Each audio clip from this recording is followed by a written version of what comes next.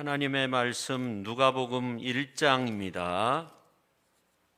1장 51절에서 53절까지입니다.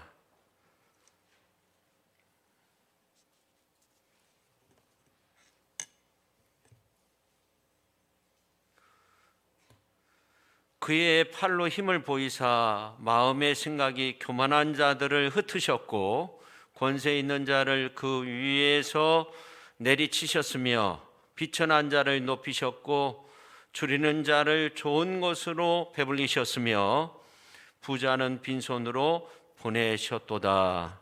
아멘. 기도하겠습니다. 주님 전에 찾아 나온 저희들을 말씀을 통해서 은혜 받게 하시고 우리의 삶이 새로워지는 복된 시간으로 성령 하나님 인도하시고 함께하여 주시고 지켜 주옵소서. 예수님의 이름으로 기도 올리옵나이다. 아멘. 오늘은 절기상으로 대림절입니다. 성탄절 앞서 4주 전부터 대림절을 지키죠. 이 대림절을 대강절이라고도 하는데 이 말은 기다리는 절기 그런 뜻을 가지고 있습니다. 성탄절이라고 하는 것은 가만히 있으면 다가오는 그런 절기가 되어서는 안 되고 기다려야 된다는 거죠.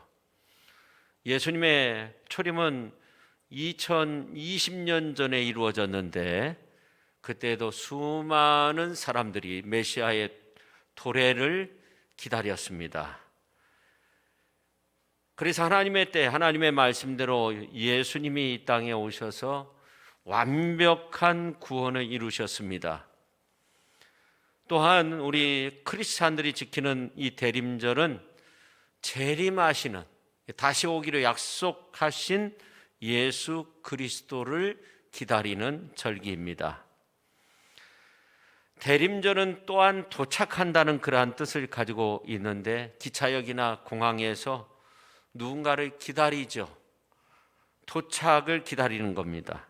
예수님의 재림을 기다리는 때가 바로 대림절입니다. 이 땅에 수많은 크리스찬들이 해마다 돌아오는 대림절을 지키는 것은 이미 2000년 전에 이 땅에 오신 예수 그리스도의 성탄을 기억하면서 주님이 이 순간 말씀과 영으로서 임재해 주실 것을 고대하는 겁니다. 그리고 아직도 예수 그리스도를 영접하지 않은 사람들에게 주님의 사랑을 전하는 거죠. 주의 복음을 전하는 겁니다. 그리고 마지막 날에 다시 오실 재림의 주님을 고대하는 거죠.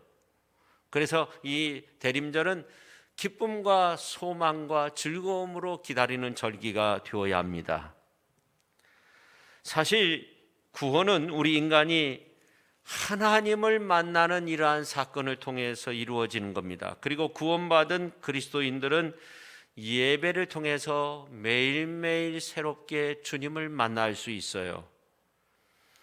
죄인인 인간들이 우리 모든 더러운 죄를 깨끗하게 씻어주시는 하나님을 만나게 되고 질병과 고통 가운데 있는 상처와 절망과 사망의 그늘로 얼룩진 인간들이 위로와 치료와 기쁨과 행복과 소망을 주시는 하나님을 만나게 되고 더 나아가 싸매시고 회복시켜 주시는 하나님을 만나게 되고 희망을 선포하시는 하나님을 만나게 되고 생명의 빛으로 비춰주시는 하나님을 만나게 되고 새로운 생명으로 다가오시는 하나님을 만나게 되고 지혜의 말씀으로 다가오시는 하나님을 만나게 되면 그때부터는 살게 되는 거죠.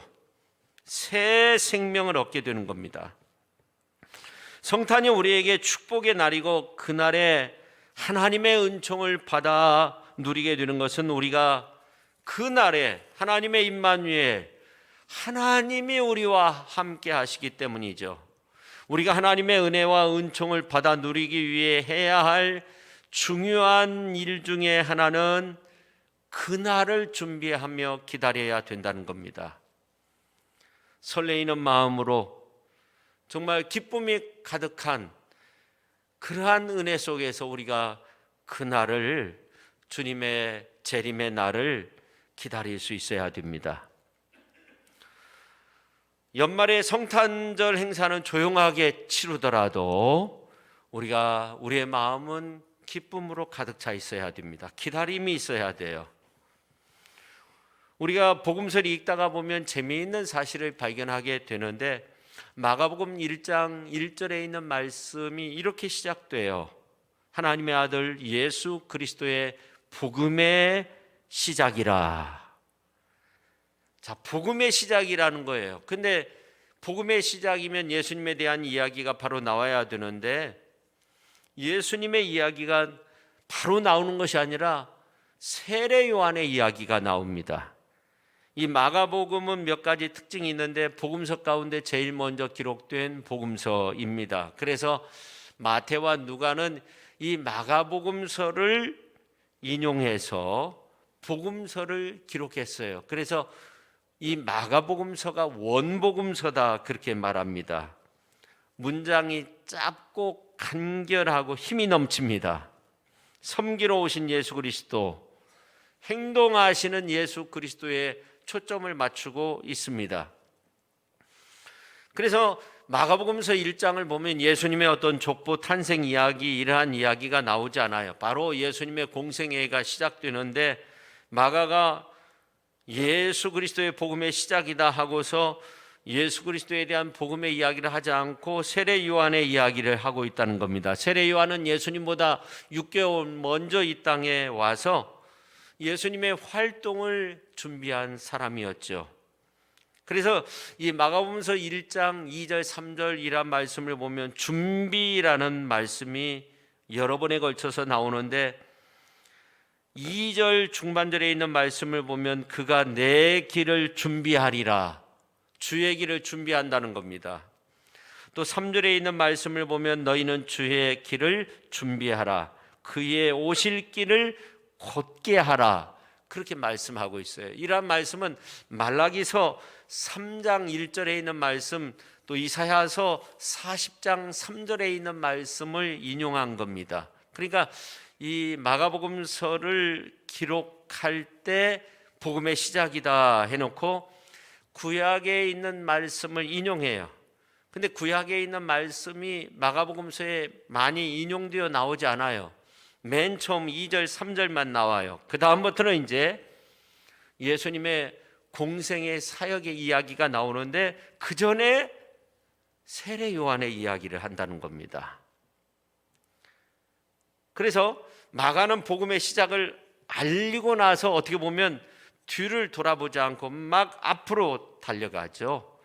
그러면서 이제 복음의 시작 해놓고 세례 요한의 이야기를 하고, 이제 예수님께서 활동하신 그 이야기를 말씀을 통해서 기록해 놓았습니다.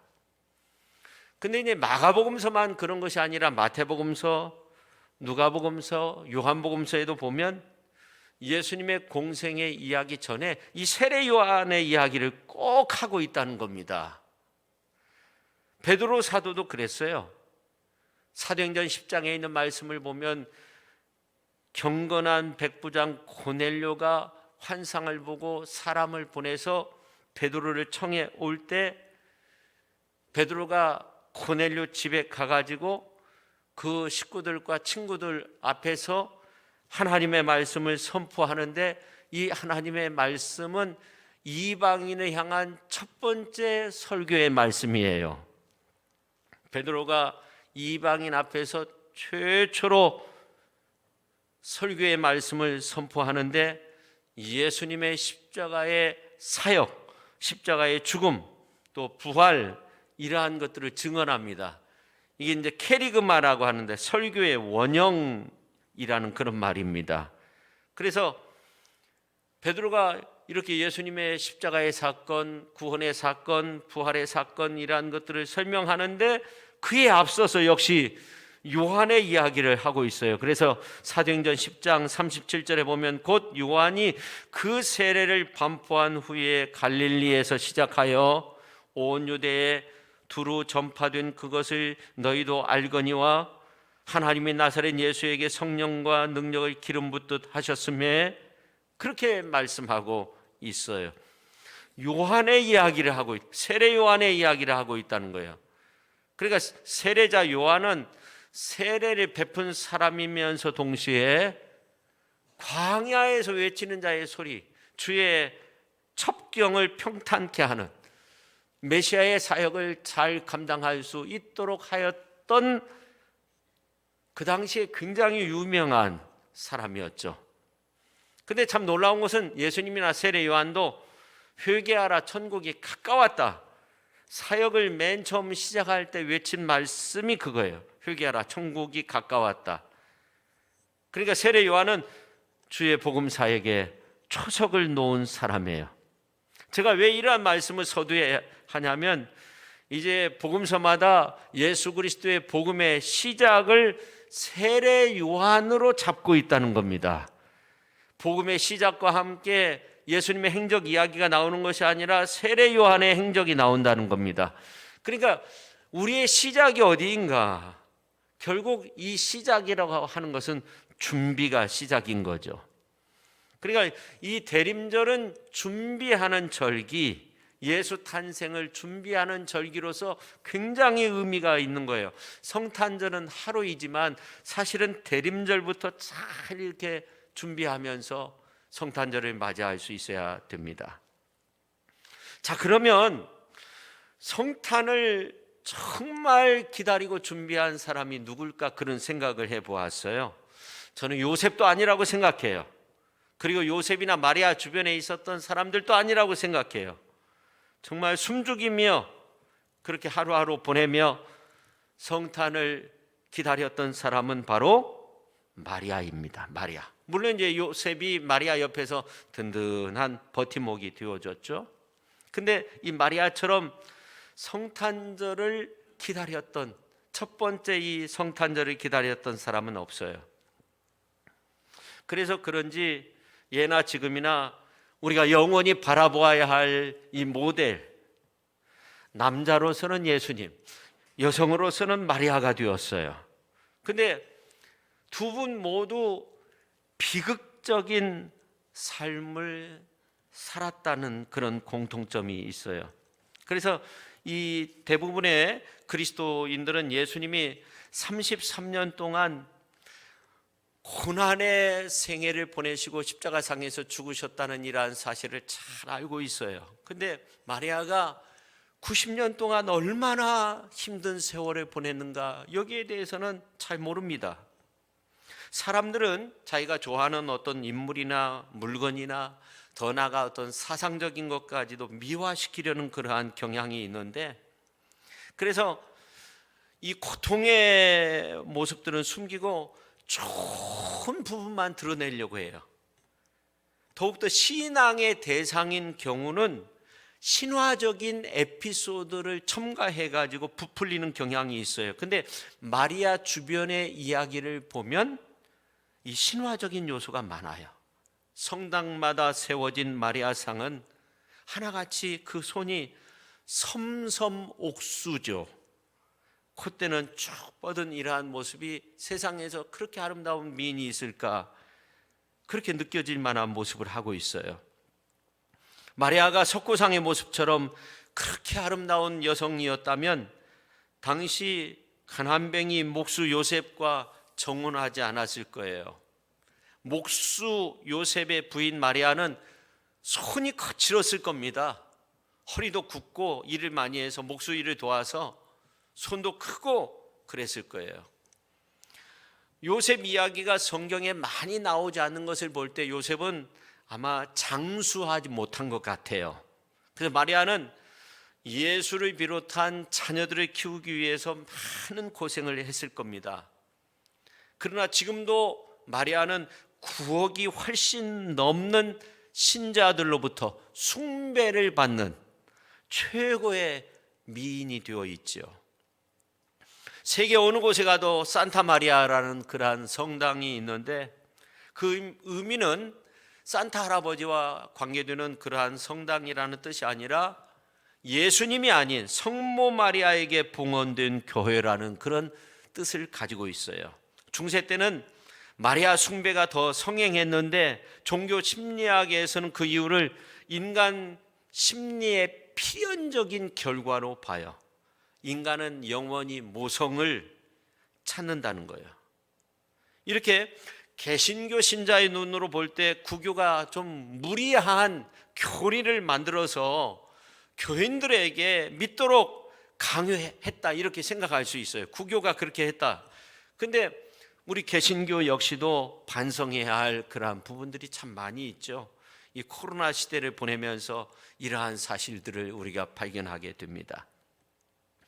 근데 전설에 의하면 이 마리아는 12살 때 요셉과 정혼했다고 해요.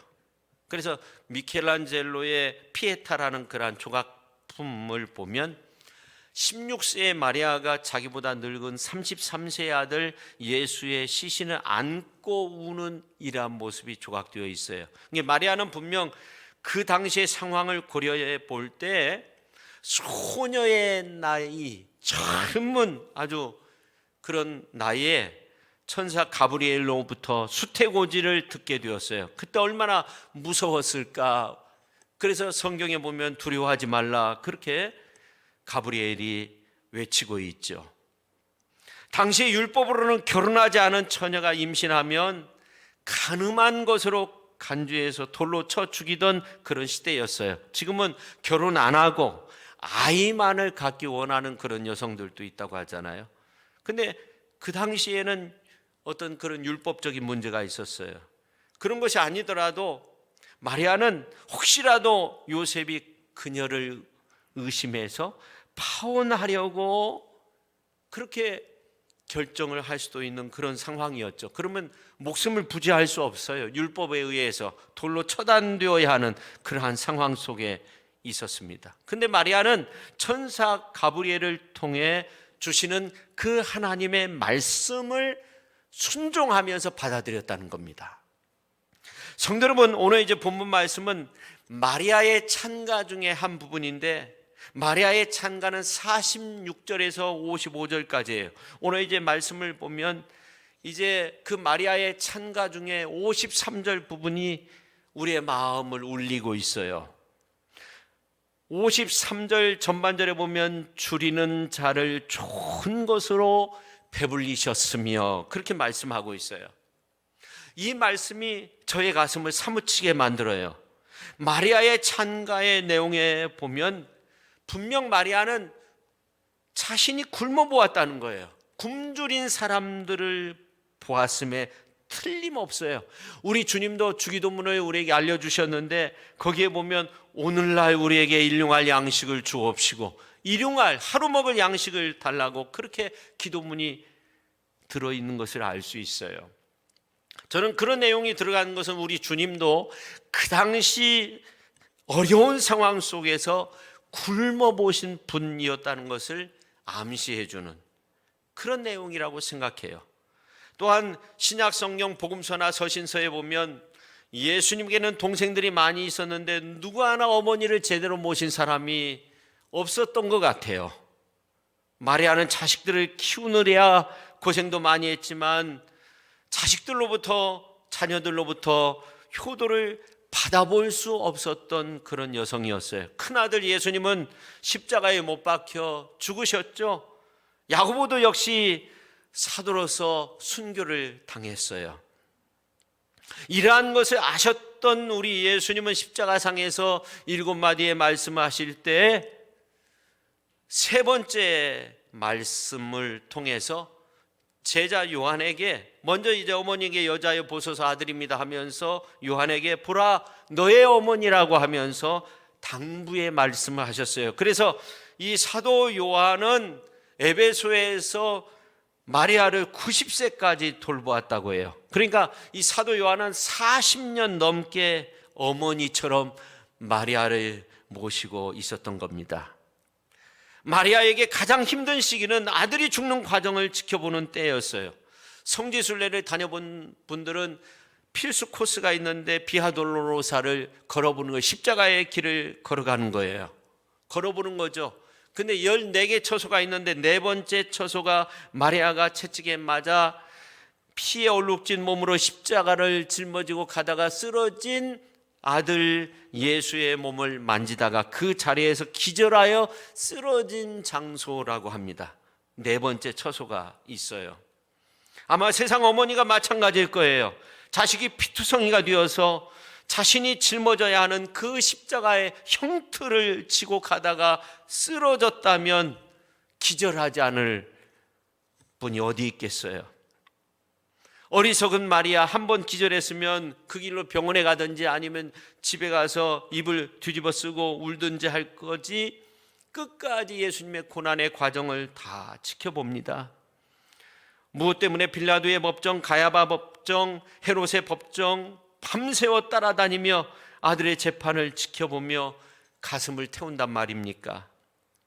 그러나 생각해보면 어느 어머니가 자식이 아무 죄도 없는데 법정에 끌려가서 매맞고 곧바로 사형이 언도되어서 십자가의 형틀을 짊어지고 사형장으로 끌려갈 때 나 저거 보기 싫어 하고 집으로 들어가겠어요? 석방시킬 권력이나 힘이 없으니까 멀리서 가슴만 태우고 있는 거죠. 혹시 아들이 피하돌로노사에서 십자가를 짊어지고 간다면 아마 여러분도 마리아처럼 그렇게 울며 불며 그 뒤를 따라갈 것입니다. 저는 이러한 마리아의 찬가와 마리아의 행동을 보면서 우리에게 가르쳐주는 이 귀한 교훈이 있다고 생각해요. 첫째, 손익을 따지지 않는 마리아의 헌신과 순종의 모습을 우리가 본받아야 돼요. 맨 처음 마리아는 천사 가브리엘을 통해 수태고지를 들었을 때 자신의 앞에 장래에 대해서 고민하지 않았어요. 정혼한 요셉이 어떻게 받아들일지 고민하지 않았어요. 당시에 관례로 볼 때 만약 자신이 임신 사실을 요셉이 알면 파혼당하는 것은 물론이고 율법에 따라서 돌에 맞아서 죽을 판이었어요. 그뿐만 아니라 자신을 통해 태어날 예수는 인류를 구원할 분이시지만 십자가상에서 그 고난과 고초를 겪으셔야 했어요. 마리아는 십자가에 죽어가는 그런 아들의 모습을 보야만 했던 거죠. 둘째 아들 야고보가 순교당하는 그런 모습을 보아야 했습니다. 이런 운명으로 살아가야 할 여인이 자신의 앞날을 잘 알지 못한 채 이런 노래를 부르고 있어요. 오늘 이제 47절, 48절에 보면 말씀하고 있는데 우리가 같이 한번 읽어볼까요? 누가복음서 1장 47절, 48절 같이 한번 읽겠습니다. 내 마음이 하나님 내 구주를 기뻐하였으면 그의 여종의 비천함을 돌보셨습니다. 보라 이제 후로는 만세의 날을 복이 있다 일컬으리로다. 아멘. 그러니까 어떻게 보면 이 마리아는 귀족 계급에 속한 여성이 아니었어요. 그의 여종의 비천함을 보셨다는 거예요. 비천한 여종의 모습이었어요. 그러나 2020년 전 자기의 어떤 희생과 손익을 따지지 않고 행한 마리아의 헌신이 인류 구원이라는 놀라운 사실을 이룬 것처럼 지금도 이 세상은 마리아와 같은 그런 여성들에 의해서 희생, 손익을 따지지 않는 그런 어떤 희생의 모습을 통해 하나님의 선하신 뜻을 이루고 있다는 이 사실을 우리가 기억해야 됩니다. 아주 평범한 사람 마리아와 같이 그렇게 희생하며 손익 따지지 않고 그냥 믿음으로 행하는 그런 여성들을 통해서, 그런 믿음의 사람들을 통해서 하나님의 선하신 뜻을 이루고 있어요. 만약 마리아가 믿음으로 순종하지 않고 조금이라도 손익을 따졌다면 절대 예수를 낳을 수 없죠. 낳지 않죠.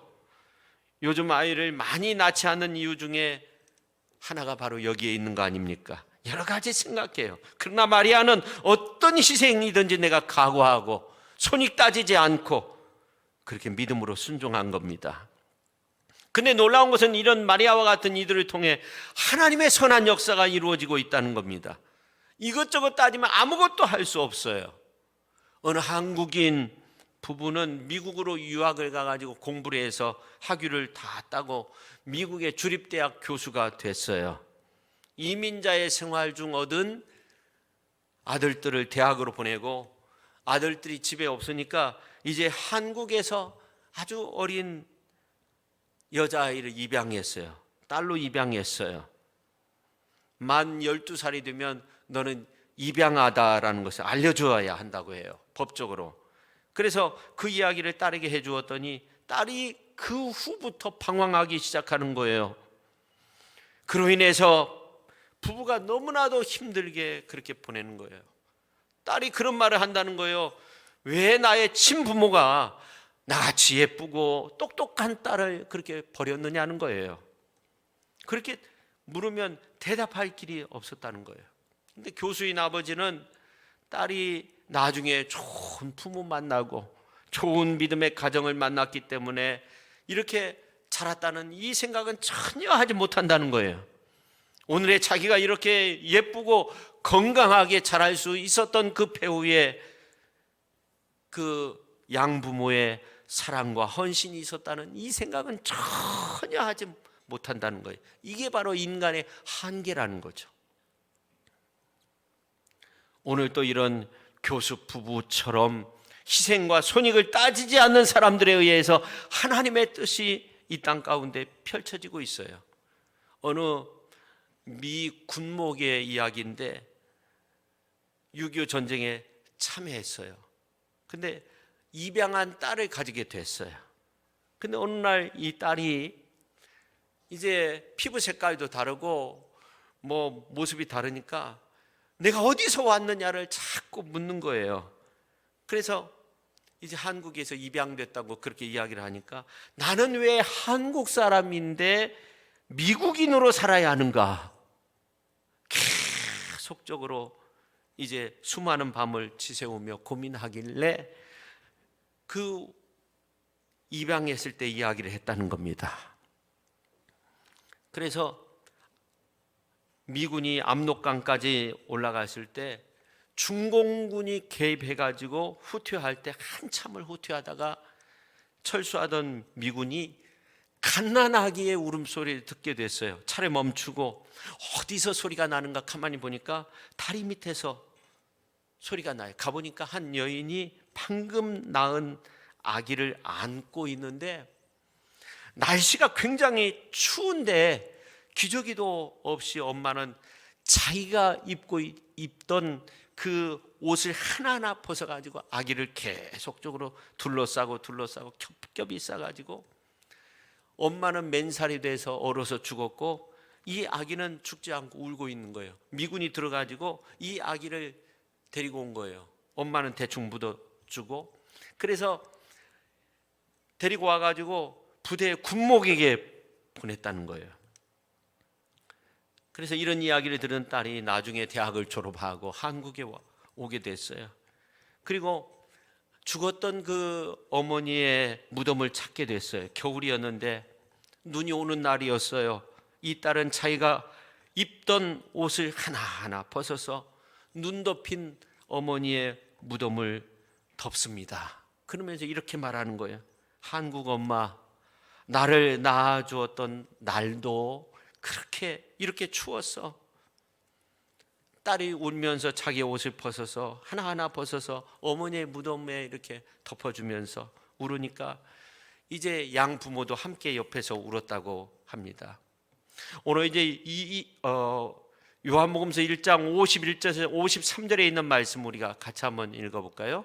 자, 시작. 그의 발로 힘을 보이사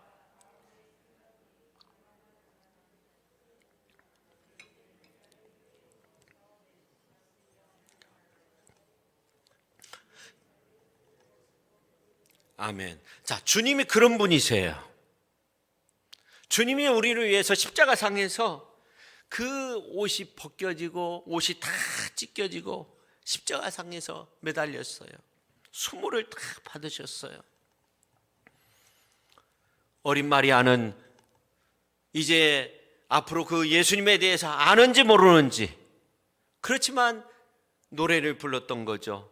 마리아는 주를 위한 일에 순종하였던 거죠. 손이 계산하지 않고 이제 하나님을 찬양하고 또 예수님께서 이루실 참 놀라운 일들에 대해서 그가 노래하였습니다. 그 다음에 두 번째, 우리가 이 마리아의 찬가를 통해 배울 수 있는 교훈은 사회적 구원과 인간 구원을 완성해야 된다 하는 거예요. 그래서 이 마리아의 찬가는 두 부분으로 나눌 수 있는데, 앞부분은 하나님 앞에 마리아가 찬양 드리는 부분이고, 뒤에 부분은 이제 하나님께서 행하실 예수 그리스도를 통해서 이루실 기대와 소망이 담겨져 있어요. 근데 참 놀라운 것은 뒤에 부분에 있는 말씀을 보면 어떤 불평등의 요소에 대해서 이제 그만 그렇게 선언하는 그런 모습을 볼 수 있어요. 이제 3차 재난지원금에 대해서 논의하고 있잖아요. 근데 어떤 사람들은 이제 이 코로나 때 오히려 큰 수입을 올린 사람들이 있다는 거예요. 그런 사람들한테 세금을 부과해가지고 재원을 마련해야 된다, 그렇게 말하기도 하는데, 여기에도 불평등의 요소가 분명히 있죠. 아무튼 이 성탄의 메시지에는 뭐가 있냐면 불평등의 요소, 불균등한 요소, 이러한 것이 전혀 없어요. 오히려 이러한 요소에 대해서 정지를 선언하고 있어요. 오늘 마리아의 찬가를 살펴보면 이 사실을 알 수 있어요. 그래서 우리가 읽었던 51절에서 53절에 있는 말씀을 보면 마음의 생각이 교만한 자들을 흩으셨다고, 권세 있는 자를 그 위에 내리치셨다고, 비천한 자를 높이셨다고, 줄이는 자를 좋은 것으로 배불리셨다고 그렇게 말씀하고 있어요. 이렇게 함으로 하나님의 긍휼하심이 대대에 미치게 되는 거 아닙니까? 마음의 생각이 교만한 자들을 하나님이 다 흩으신다는 거예요. 그러니까 우리가 기억해야 될 것은 권세 있는 자나 부자, 무조건 악하고 나쁜 사람이다, 이렇게 생각해서는 또 안 돼요. 가난한 사람들이 또 하나님의 긍휼하심을 잊어버리고 교만한 가운데서 산다고 하면 그것도 잘못된 거예요. 그러니까 누구든지 하나님 앞에서 겸손해야 된다는 거예요. 하나님은 불균형, 부정직, 어떤 교만한 거, 불의, 불평등한 거, 이러한 모든 관계에 대해서 이 성탄의 사건이 무언가 바로 정지라는 거예요. 더 이상 계속되어서는 안 된다 하는 거예요.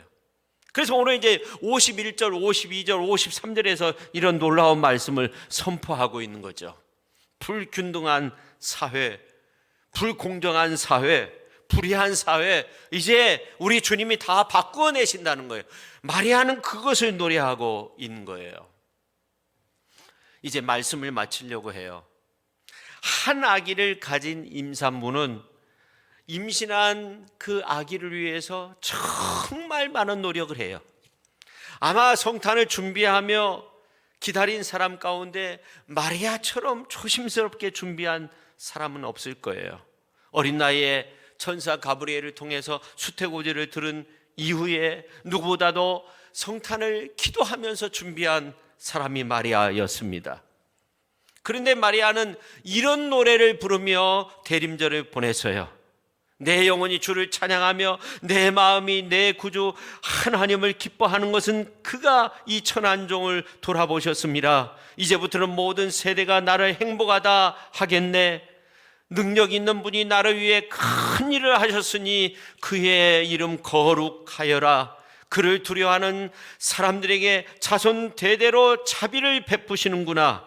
그가 권능의 팔을 펴서 교만한 자들을 흩으시고 권력자들을 높은 자리에서 끌어내리셨지만 낮고 천한 사람들은 높여주셨네. 굶주린 사람들에게는 좋은 것으로 배불리 먹이셨으나 부자들은 빈손으로 보내셨네. 이런 노래를 부르면서 앞에 부분은 찬양이고 뒤에 부분은 구원이고 불평등의 요소, 불의한 요소를 다 제거시킨다는 그런 노래이잖아요. 마리아는 그런 노래를 부르며 대림절을 보낸 거예요. 성도 여러분, 이 복음이라고 하는 것은 기쁜 소식입니다. 근데 이 복음은 모든 사람에게 예외 없이 기쁜 소식이라는 것을 알아야 됩니다. 그런데 그런 기쁜 소식의 역사는 어린 마리아의 준비를 통해서 아름답게 이루어졌다는 이러한 사실을 우리가 꼭 깨달아야 됩니다. 언제나 오늘 우리들도 마리아처럼 준비하면서 하나님의 구원의 역사를 아름답게 펼쳐갈 수 있는 그러한 복된 삶을 살아갈 수 있기를 예수님의 이름으로 축원합니다. 기도하겠습니다. 하나님 아버지, 어린 마리아가 천사 가브리엘을 통해 주시는 그러한 말씀에 순종하며 그는 노래하며 대림의 절기를 지켰습니다.